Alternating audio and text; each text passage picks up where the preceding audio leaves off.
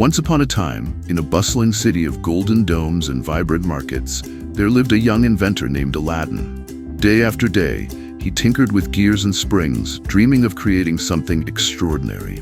But no matter how hard he tried, his inventions never quite worked. The townsfolk laughed, but Aladdin never gave up. He believed that one day, his creations would change the world. One evening, as the sun dipped below the horizon, Aladdin stumbled upon an ancient bazaar he had never seen before.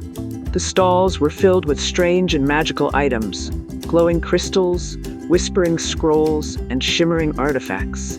At the heart of the bazaar sat an old merchant with a long silver beard and twinkling eyes.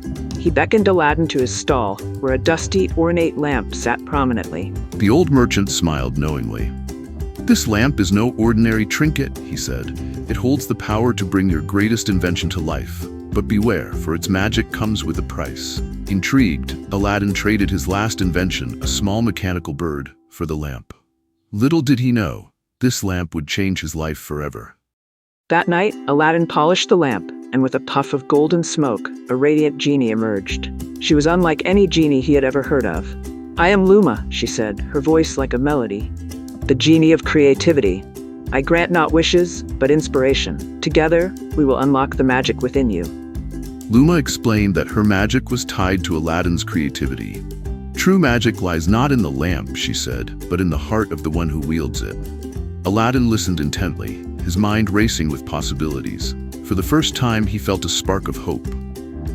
Over the next few weeks, Aladdin and Luma worked tirelessly in his workshop. Luma's light illuminated the room as she guided his hands. Together, they sketched blueprints, assembled gears, and dreamed of a creation that would inspire the world. Strange lights and sounds began to emanate from Aladdin's workshop, catching the attention of the townsfolk. They gathered outside, whispering and wondering what the young inventor was up to. Curiosity filled the air as Aladdin's dream began to take shape. Finally, the day came when Aladdin unveiled his creation, a breathtaking mechanical garden. At its center stood a towering metal tree with glowing, color-changing leaves. Mechanical flowers bloomed, releasing soft melodies, and clockwork butterflies fluttered through the air. The townsfolk gasped in awe as they entered the garden. Children laughed and played among the mechanical flowers, their eyes wide with wonder. They chased the clockwork butterflies and marveled at the glowing petals. For the first time, Aladdin's invention brought joy to others, and his heart swelled with pride. The elders sat beneath the glowing metal tree, their faces filled with wonder. They touched the trunk gently, feeling the hum of the machinery. "It's like magic," one of them whispered. Aladdin smiled, knowing he had created something truly special. But as the days passed, Aladdin noticed that Luma's light was growing dimmer. "My magic is tied to your creativity," she explained. "As you grow, my purpose is fulfilled. Soon I must return to the lamp." Aladdin's heart ached at the thought of losing his friend. Aladdin looked at Luma with tears in his eyes. "Isn't there another way?" he asked.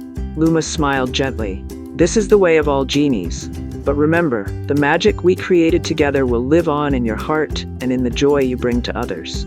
With a final, radiant smile, Luma dissolved into golden light and returned to the lamp. Aladdin stood alone in the garden, holding the lamp tightly. Though his heart was heavy, he knew that Luma's magic would always be a part of him. From that day on, Aladdin continued to invent, not for fame or recognition, but to inspire others to believe in the magic of their own potential. The mechanical garden thrived, a testament to the power of creativity and the enduring bond between a dreamer and his muse. And though the lamp remained silent, its light lived on in the hearts of everyone who visited the garden.